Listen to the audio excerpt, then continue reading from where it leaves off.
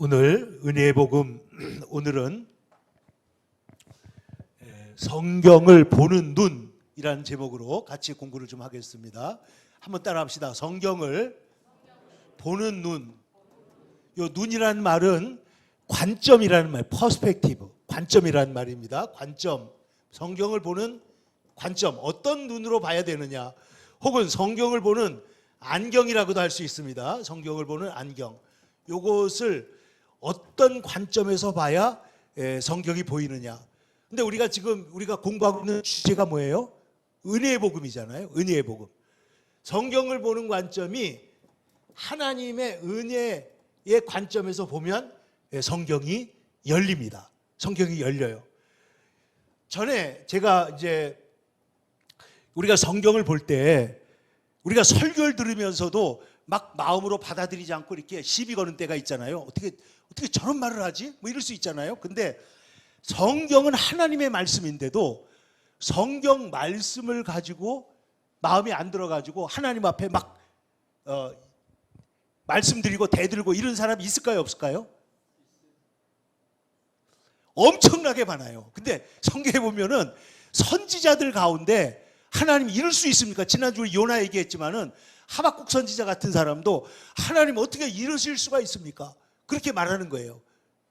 다윗도 하나님 앞에, 욥도 마찬가지잖아요. 하나님 앞에 대들진 않았지만은 하나님 어떻게 이런 일이 있습니까? 하나님 어떤 일이 있습니까? 그러니까 하나님께서 쭉 듣고 계시다가 마지막에 네가 천지가 창조될 때, 내가 이 세상의 모든 것을 만들 때 네가 그 자리에 있었느냐? 네가 생명이 어떻게 생겨서 이렇게 태어나는지 네가 아느냐 하고 하나님께서 물어보니까 욥이 뭐라고 그래요? 하나님, 제가 잘 모르면서 말했습니다. 하나님 앞에서 제가 입을 다물겠습니다. 하나님은 의로우시고 하나님은 옳으시고 나는 틀렸습니다. 이렇게 얘기하는 거예요.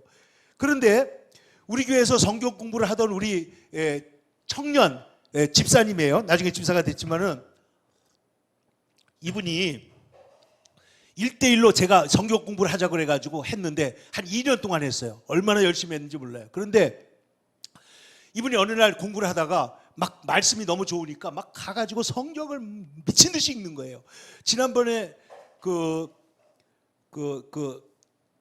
주님 자살하지 않게 해주세요 하고 기도했다는 그 랩 가수 여자아이 있잖아요. 그 온몸에 문신하고 있다는 그 사람도, 그러니까 이제 예를 들면 성경을 막 보는데 말씀이 막 깨달아지고 너무 뜨겁고 성경이 너무너무 좋은 거예요. 성경이. 근데 보세요.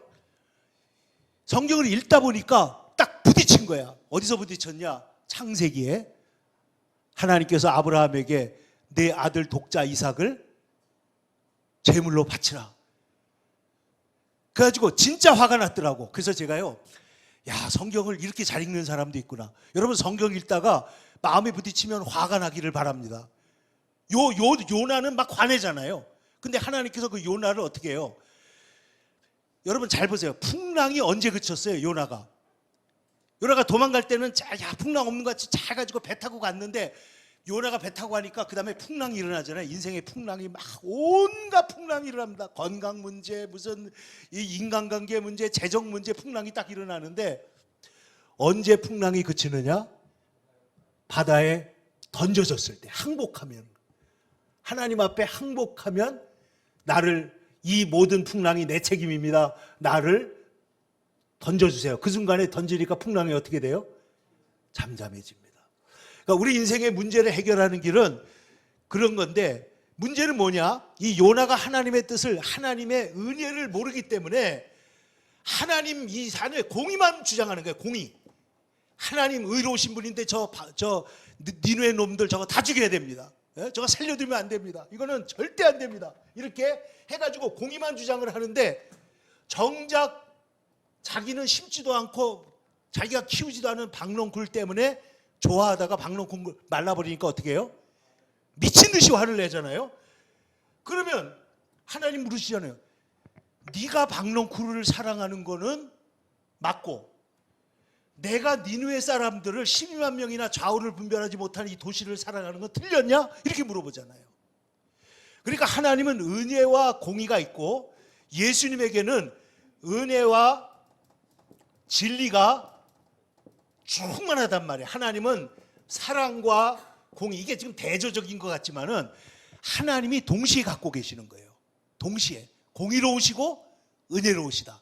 근데 제가 지난주에 말씀드린 대로 공의는 네가 자녀가 잘못하면 3, 4대까지 그 문제가 내려갈 거야. 그러나 네가 아브라함처럼 하나님을 잘 섬기면 그 은혜가 몇 대까지? 1000대까지 내려갈 거야.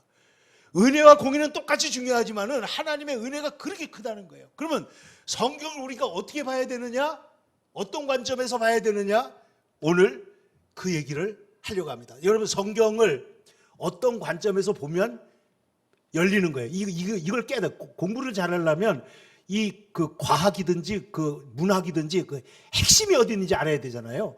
성경의 핵심은 어디 있냐? 하나님이 사랑이신데 그 하나님이 우리를 사랑하셨다는 얘기가 성경 얘기예요. 그러니까 잘 보세요. 이 성경을 어떻게 봐야 되느냐? 첫째, 자 보세요. 성경은 주어가 중요합니다. 주어. 여러분, 주어를 갖다가 뒤집어 놓으면 이게 이단이 되는 거예요. 이단. 사실 주어하고 사실 중요한데 우리 성경 한번 좀 보여주세요. 앞에 보겠습니다. 다 같이 누가복음 10장 26절. 이 말씀은 제가 볼 때 예수님이 우리에게 하신 질문 가운데 굉장히 중요한 겁니다. 같이 한번 크게 읽어요. 시작. 예수께서 이르시되 율법에 무엇이라 기록되었으며 내가 어떻게 읽느냐. 이게 지금 율법사가 내 이웃이 누구입니까? 라고 물었을 때 예수님께서 선한 사마리아인의 얘기를 해준 다음에 하신 말씀이에요. 그런데 잘 보세요. 율법에 무엇이라 기록되었으며, 이게 뭐죠? 성경이 뭐라고 말했는지, 이게 오늘날로 말하면 팩트, 사실이 뭐냐는 거예요. 사실. 그 사실인데 성경적 사실이 뭐냐는 거예요. 그러니까 이웃사랑에 대해서 지금 네가 물어보잖아요. 그럼 이웃사랑이 성경이 뭐라고 말했지? 그랬더니 근데 이 사람은 질문부터가 사실은 틀렸다고 그랬죠. 이 사람 뭐라고 그랬죠? 누구의 이웃? 내 이웃이 누구입니까? 이렇게 물어요. 내 이웃. 누구 중심이에요? 자기 중심이죠. 그러면 이 사람이 지금 자기가 생각할 때 자기를 이웃을 사랑한다고 생각할까요? 안 할까요? 사랑한다고 생각하는데 이 사람이 사랑하는 사람은 기껏해야 자기의 가족들이나 친척들이나 같은 바리새인들이나 그런 걸 사랑하고 있다고 하는 걸 자랑하려고 했을지 몰라요. 근데 예수님께서는 선한 사마리아인 얘기해놓고 지금 네가 자랑하는 제사장이나 율법사들이나 다 병든 다친 사람 놓고 어떻게 했어요? 다 그냥 지나가 버렸잖아요. 그리고 나서 마지막에 사마리아 사람이 하나가 지나가다가 불쌍히 여겨가지고 내려와서 그를 돌봐주고 사랑해줬다. 그리고 예수님께서 뭐라 그랬죠? 내 생각에는 누가 이 강도 만난 자의 이웃이 되겠느냐. 예수님은 지금 주어를 뭘로 바꿨어요? 나에서 뭘로 바꿨어요? 자, 이 율법사의 질문은 뭐였다고요? 누구의 이웃이라고요? 주어가 뭐냐? 내 이웃이 누구냐? 이게 내 이웃. 내 이웃이 누구입니까? 예수님은 뭐라고 그랬다고요? 강도 만난 자의 이웃이 누구냐는 거예요. 병든 사람. 그래서 성경에 보면 구약 성경에 하나님은, 자, 예수님은 평등해요, 안 평등해요? 모든 사람에게 평등하시죠. 근데 어떻게 평등하느냐? 예수님께서 이렇게 얘기했잖아요. 자, 아침부터 와서 일한 사람이 있고, 그 다음에 10시쯤부터 일한 사람이 있고, 점심때부터 일한 사람이 있고, 이제 거의 일이 끝나갈 때쯤 돼가지고, 자, 오늘 일당이 6시면 일이 끝나는데 마지막에 5시에 와가지고 일터에서 일한 사람이 있어요. 근데 이 사람의 아침에 온 사람에게 오늘 일당 얼마라고 그랬어요? 하루에? 한 데나리온 주기로 한 거예요. 우리나라는 지금 일당이 우리나라는 지금 뭐 여성들도 어디 가서 일하면 하루에 15만 원 정도 받아요, 집사님? 15만 원 받아요? 15만 원. 그렇게 많이 주는 거죠. 그리고 남자들도 15만 원, 조금 기술이 있으면 20만 원. 이렇게 받아요. 그러니까 우리나라 일당, 그러니까 한 데나리온이 그 정도 돈이라고 보세요. 10만 원이라고 봅시다. 그런데 저녁이 다 돼가지고 일이 끝났는데 여러분 오늘 수고했습니다 하고 예수님이 예수님 얘기해서 그 주인이 일당을 주는데 누구부터 줘요? 나중 온 사람부터. 이거 얼마나 기가 막힌 평등이에요. 여러분 한번 생각해보세요. 나중 그 다음에 그 사람에게 1시간 일했으니까 10만 원 중에 2만 원만 줬어요? 아니고 얼마 줬다고요? 한 데나리온을 줬어요. 그러니까 아침부터 이런 사람들이 속으로 생각하기에 야 저거 지금 한 데나리온 지금 우리는 한 서너 데나리온 받겠구나 하고 있는데 오늘 수고했습니다 그러고 전부 다 한 데나리온씩 주는 거예요. 그 아침에 온 사람이 뭐 합니까? 불평했다고 그랬죠. 오늘 아침부터 와서 이렇게 수고한 우리들을 저 저녁에 온 사람하고 똑같이 대접하는 게 불평등합니다. 그러니까 아니 내가 너희들 부를 때 한 데나리온 주기로 약속했어요 안 했어요? 약속했어요. 그리고 주님은 이 한 데나리온이 없으면 살 수가 없는 거예요. 생존을 위한 거예요. 그러니까 예수님은 그러니까 우리가 생각할 때 내 이웃이 누구입니까? 예수님은 아니야. 강도 만난 자의 이웃이 누구냐? 성경에서 구약 성경에 거듭 하는 말이 뭐예요? 우리 하나님은 고아와 과부와 나그네의 하나님이다. 한번 따라해 보세요. 고아와 과부와 나그네. 이 사람들은 뭐예요? 고대 사회의 약자들이에요. 근데 하나님은 언제나 그들의 하나님이라고 말하는 거죠. 그러나 동시에 뭐라 그러냐? 너희는 가난한 자의 재판, 송사라고 해서 부당하게 편을 들면 안 된다. 이랬어요. 가난하다고 부당하게 편 들면 된다고요? 안 된다고요? 안 돼요. 옳고 그른 건 있는 거예요. 그러나 살리는 건 어떻게 해요? 살리는 거는 한 데나리온을 주면서 예수님 말씀이 내가 착하다고 네가 나한테 뭐라고 그럴 수는 없다는 거예요. 그러니까 하나님은 우리를 평등하고 자유롭게 창조하셨지만 그러나 공산주의자들이 말하는 저걸 뺏어서 주는 평등이 아니에요. 초대교회의 그 사도행전 2장에 나오는 성도들이 은혜 받고 나니까 자기의 재산을 팔아가지고 교회에다 갖다 줘가지고 그 중에 궁핍한 자가 없고 자기 것을 자기 것이라고 하는 사람이 없었다고 그랬잖아요. 이게 하나님의 나라의 표징입니다. 그럼 잘 보세요. 다시 보시면 자 여기서 중요한 게 뭐냐? 율법이 뭐라고 말하고 있냐? 요게 팩트입니다. 사실. 그 다음에 플러스 뒤가 뭐예요? 내가 어떻게 읽느냐? 한번 따라해보세요. 어떻게 읽느냐? 요게 뭐냐면 해석을 어떻게 하냐는 거예요. 말씀을.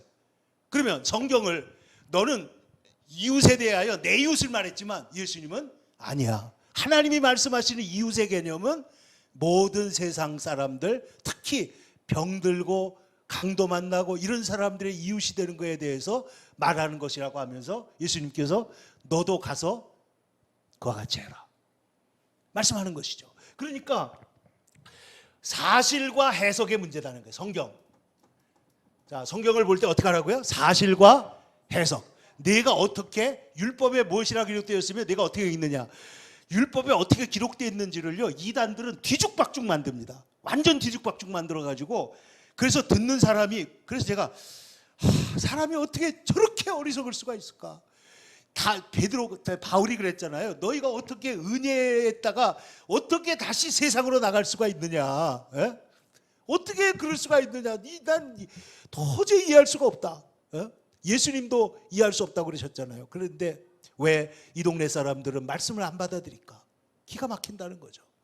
그런데 율법에 무엇이라 기록되었는가를 정확하게 보는 거. 성경, 율법은 성경입니다. 그러니까 성경에 어떻게 기록되어 있는가를 정확하게 아는 것이 성경을 보는데 중요한 거예요.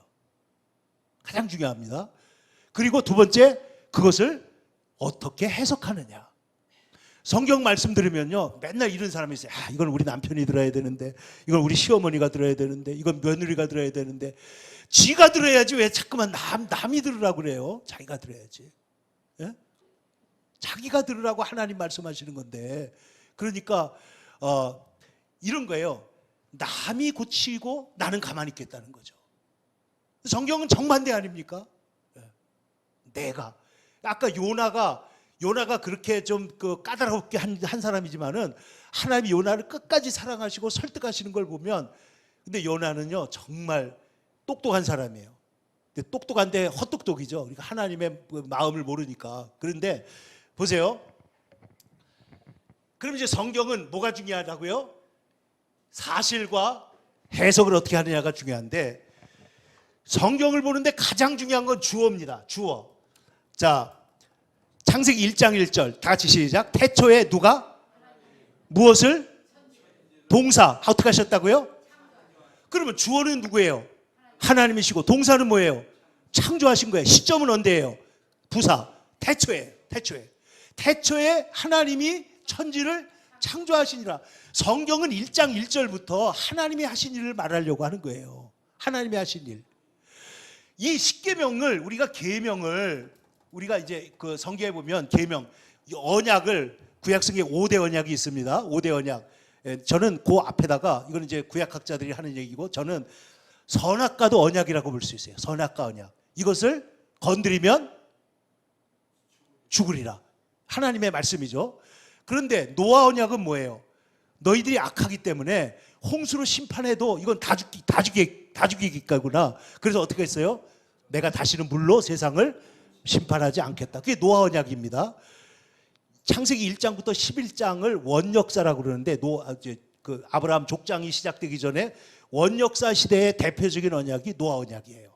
그 다음에 아브라함부터 이삭, 야곱, 요셉에 이르는 족장 시대의 언약이 아브라함 언약입니다. 아브라함 언약은 뭐냐? 아브라함이 하나님을 믿으니 의로 여기시고, 그리고 아브라함에게 내가 너에게 복을 주겠다. 내가 너를 절대적으로 보호하겠다. 하나님께서 아브라함에게 말씀하신 것이죠. 아브라함의 복이 있습니다. 그리고 내 후손으로 말미암아 천하 만민이 복을 받는다 그랬는데, 이것을 사도 바울이 뭐라고 말하냐면은 그 자손들이라고 하지 않고 자손, 단수로 말했다는 거예요. 단수. 그럼 아브라함의 후손 중에 누구를 통해서 온 세상이 복을 받는다는 거예요? 예수님을 말하는 것이다. 그 다음에 아브라함 언약 지나간 다음에 무슨 언약이 있어요? 모세 언약, 십계명인데, 여러분 십계명이 빨라요? 아브라함이 빨라요? 아브라함이 빨라요. 아브라함은 은혜 언약이고 십계명은 쌍무 언약, 서로 의무를 진다는 거예요. 하나님과 우리 사이에. 네가 잘하면 내가 복을 줄 거야. 내가 잘하면 너에게 하나님의 은혜를 줄 거야. 이걸 쌍무 언약, 서로 의무를 진다. 쌍무 언약을. 이쪽 거는 일방 언약이에요. 일방 은혜 언약이에요. 그런데 보세요. 갈라디아서에서 사도 바울이 뭐라고 그러냐면 430년 후에 생긴 율법이 그 앞에 있는 은혜 언약을 지울 수 있어요, 없어요? 안 된다는 거예요. 은혜가 먼저라는 거예요. 은혜가. 근데요, 십계명도 은혜가 먼저예요. 왜 그런지 아세요? 제1계명, 너는 나 외에 다른 신을 위하지 말라 할 때 1계명 앞에 뭐가 나온다고요? 십계명 전문이 있는데, 전문이 뭐예요? 나는 너를 종되었던 애굽 땅, 종되었던 집에서 인도하여 낸 여호와다. 인도하여 내는 게 뭐예요? 그게 은혜잖아요. 그게 해방이잖아요. 그러니까 이 십계명도 은혜라고 하는 선행적인 은혜 위에 서 있는 거라는 거예요. 그래. 기독교는 절대적으로 그렇습니다. 그러니까 우리가 성경을 볼 때 하나님이 하신 일을 봐야 되는데, 아까 말한 그 형제가, 그 집사님이 어떻게 하나님이 아브라함에게 자식을 바치라고 할 수 있냐는 거예요. 근데 성경에 보면 하나님은 자식 제사 드리는 거를 가장 싫어하거든요. 예? 자식. 고대 종교들 중에 보면 우리나라에도 뭐 심청도 있고, 그 다음에 에밀레종 같은 거 보면 뭐 거기에다가 자식을 넣고 그냥 불 속에다가 뭐 이렇게 했다 뭐 이런 거. 그리고 지금 문명국, 노르웨이나 스페인, 스웨덴이나 이런데요, 옛날에 바이킹들이 얼마나 야만적이냐면 자식들 잡아 인신 제사 드리고 막 그랬거든요. 오래되지 않았어요, 그거. 그런데 이 사람들이, 자 보세요, 이러한 인신 제사를 이렇게 하나님이 싫어하는데 어떻게 하나님께서 그 아브라함한테 자식을 바치라고 할 수가 있냐? 그래서 제가 그랬어요. 우리가 성경을 볼 때, 성경 제가 너무 잘 봤다. 근데 성경을 볼 때 우리가 하나님의 마음, 우리가 지난주 설교가 하나님 마음이잖아요. 우리가 하나님의 마음을 가지고 성경을 읽으면 성경이 열린다는 거예요. 아브라함은 인간의 대표로서 독생자를 하나님 앞에 드렸지만은 죽었어요, 안 죽었어요? 하나님은 자기의 독생자를 우리에게 주셔서 죽어요, 안 죽어요? 가장 비참하게 죽었잖아요. 그러니까 이 모리아 산에 아브라함이 이삭을 드린 사건은 그로부터 2000년 후에 하나님의 아들 예수를 우리에게 주실 것을 예표하는 사건이에요. 예표. 다시 말하면 하나님이 나는 너를 이렇게 사랑하고 내 아이를 주려고 그러는데 너는 나에게 뭘 할 수 있는지 물어보시는 거예요. 어렸을 때 우리 아버지가요, 애들한테 이렇게 꼭 우리 아이들, 우리 손자들, 애들 보면은 뭘 이렇게 선물을 주고 꼭 달라고 그래요. 주라고 그래. 그러면 여러분 애기들한테 뭘 주고 나서 달라고 그러면 애들이 쑥 주는 애들도 있고 감춘 애들도 있고 여러분 그래요, 안 그래요? 감춘 애들이 있어요. 이거 분명히 할머니가 준 건데, 이거 엄마가 준 건데 나 하나 주라고 그러면 안 주는 애들이 있어요. 근데 아브라함은 어땠냐? 하나님께서 주신 모든 것들을 너 한번 나한테 줄 수 있게 해보니까 아브라함은 어떻게 한 거예요? 쑥 내민 거예요. 여기 있어요. 여기 있어요. 그래서 보세요. 하나님의 마음으로 읽으면 성경이 열린다. 그래서요. 성경이 하시는 성경의 중요한 내용은 성경의 주어가 하나님이고 하나님이 행하신 일이 은혜이기 때문에 성경의 내용은 하나님의 은혜로 가득 차 있는 거예요. 은혜. 그러니까 여러분 성경을 볼 때 이 성경 속에서 우리가 해야 될 일을 발견하는 것도 중요하지만 하나님이 어떻게 하셨는가를 보는 게 중요합니다. 예? 여러분 우리가 삭개오를 볼 때 삭개오는 키가 작았는데 삭개오가 뽕나무에 올라갔으니까 우리도 올라가야 되고 우리가 예수님을 모셔드렸으니까 우리도 삭개오처럼 우리를 모셔드려야 되고 삭개오가 자기 재산을 나눠줬으니까 우리도 나눠줘야 됩니다. 이렇게 보는 게 수평적으로 보는 거고 삭개오를 예수님이 불러주셨습니다. 예수님이 하신 일을 보는 거예요. 예수님이 삭개오를 갖다 이렇게 어루만졌을 때 삭개오의 마음이 변화됐습니다. 그 성경 속에서 삭개오가 한 일도 우리가 참고 상황은 되지만은 성경을 볼 때 우리가 주목해야 될 건 누가 하신 일이라고요? 하나님이 하신 일이에요. 예수님이 하신 일에다가 초점을 맞추면 그것이 우리에게 어떻게 되는지 아세요? 위로가 돼요. 안전함이 돼요. 도움이 돼요. 그래서 하나님의 우리가 은혜를 이렇게 받았으니 내가 이렇게 살아서는 안 되겠구나 하고 우리의 삶에 변화가 일어나는 거예요. 그래서 이 성경은요 은혜 중심이고 이 은혜는 항상 선행하는 은혜입니다. 우리의 행동보다. 그러니까 예수님은 돌격 앞으로가 없어요. 돌격 앞으로가 없어요. 항상 나를 따르라 해요. 예수님이 죽음에도 먼저 가고 희생도 먼저고 봉사도 먼저고 선교도 먼저고 예수님이 다 먼저 하시는 거예요. 그래서 성경은 뭐다? 주어가 하나님이고 주님의 행하신 일이 바로 은혜라는 거예요. 은혜. 성경을 보는 관점이 이렇게 여러분 정리되기를 축원합니다. 계속 또 보겠습니다. 그 다음 절. 그럼 성경의 중심이 누구냐? 성경은 역사의 중심이 예수 그리스도인 것처럼 성경은 누구 중심으로 읽어야 되느냐? 예수님 중심이야. 예수님. 하나님의 아들. 왜냐? 옛적에 여러 부분과 여러 모양으로 말씀하시는 하나님이 여러 부분과 여러 모양 뭐예요? 창조를 통해서 이 엄청난 우주를 통해서 우주의 삼라만상, 이 아름다운 꽃들, 강아지들의 반응, 사람들의 그 따뜻함, 이 모든 걸 통해서 말씀하신 하나님이 이 모든 날 마지막에 누구를 통해서?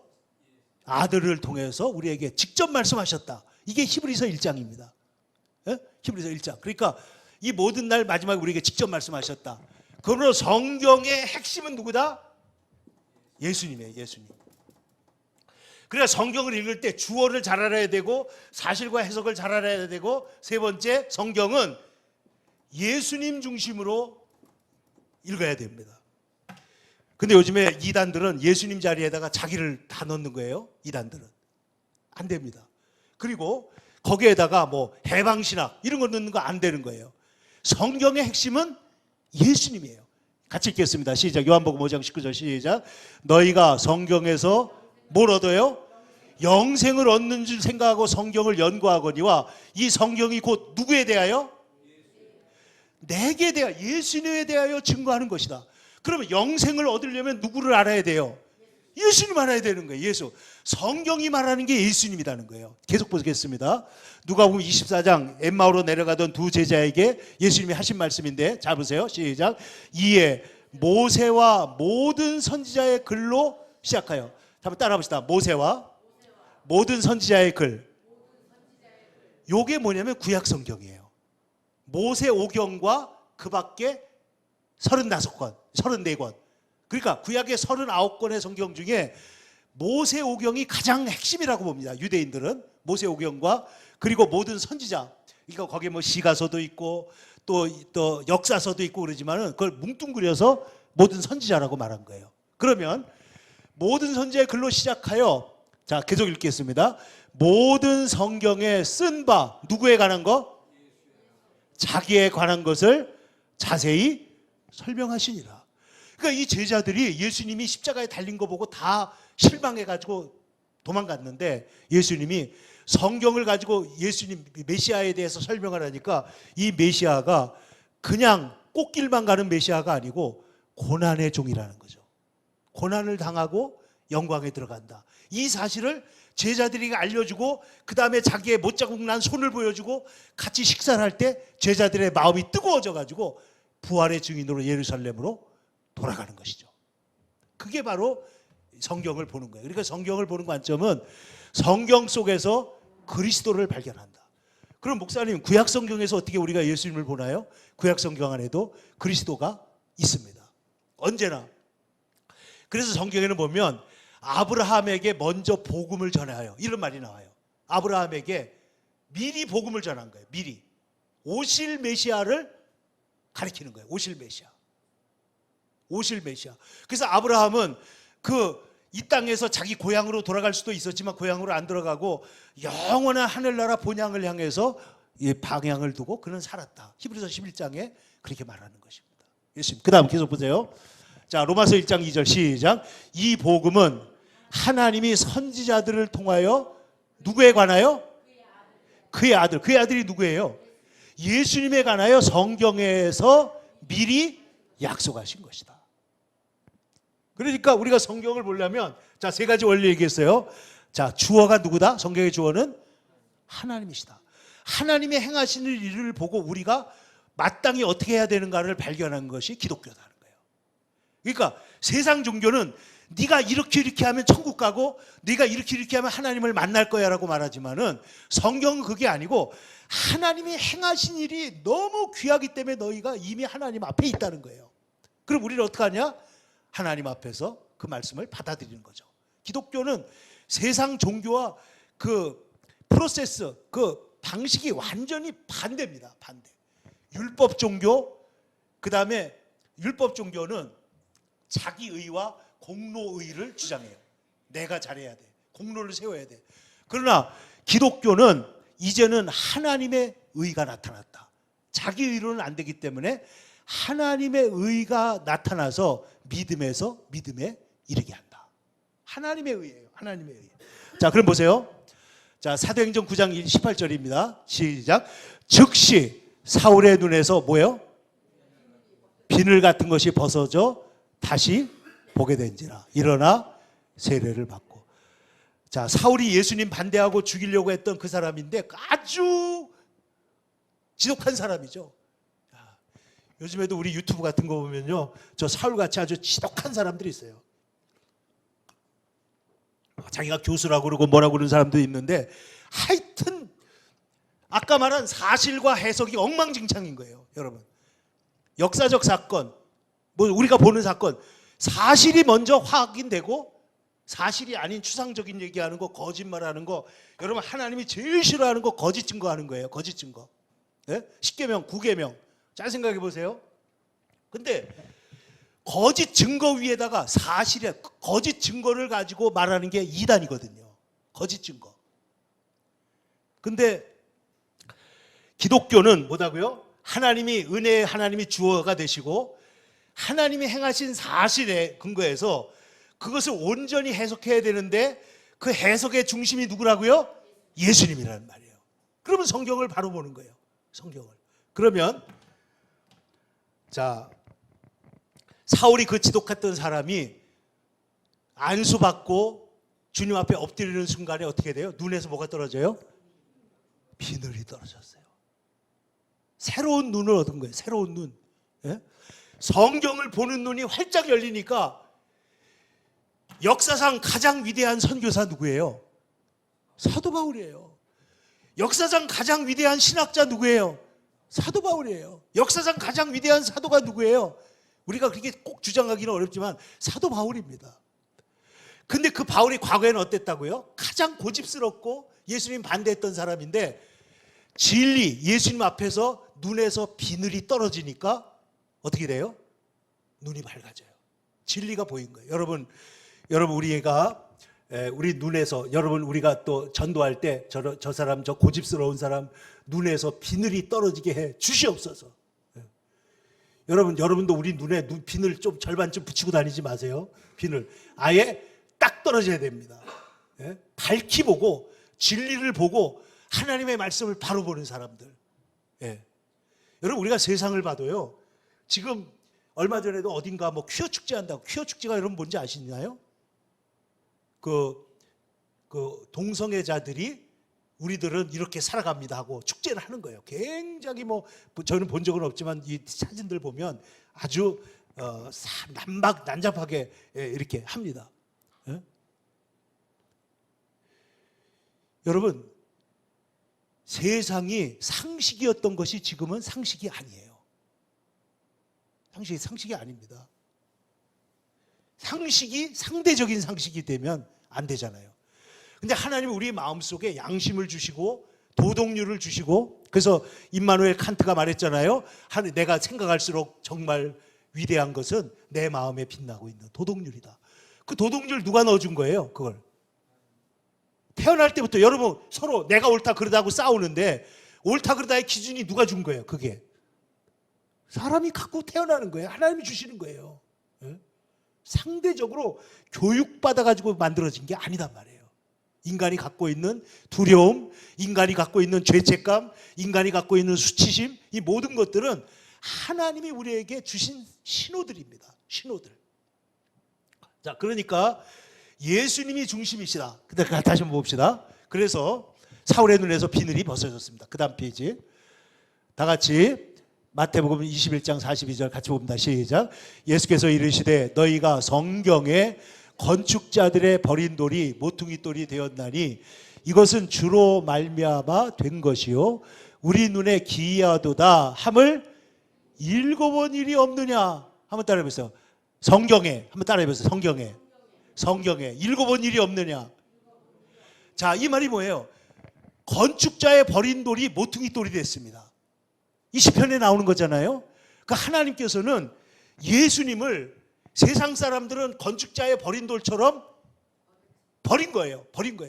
그래서 우리 송명희 시인이 그 찬양 만들었잖아요. 사람들 그 이름 건축자들의 버린 돌처럼 버렸지만 그러나 그 이름은 내 마음속에 비밀이 되었네. 보석이 되었네. 그 이름 예수님. 그러니까 그 건축자의 버린 돌을 모퉁이 돌로 그 건물에서 가장 좋은 자리에 가장 예쁘게 모퉁이 돌로 박아놓는다 이거예요.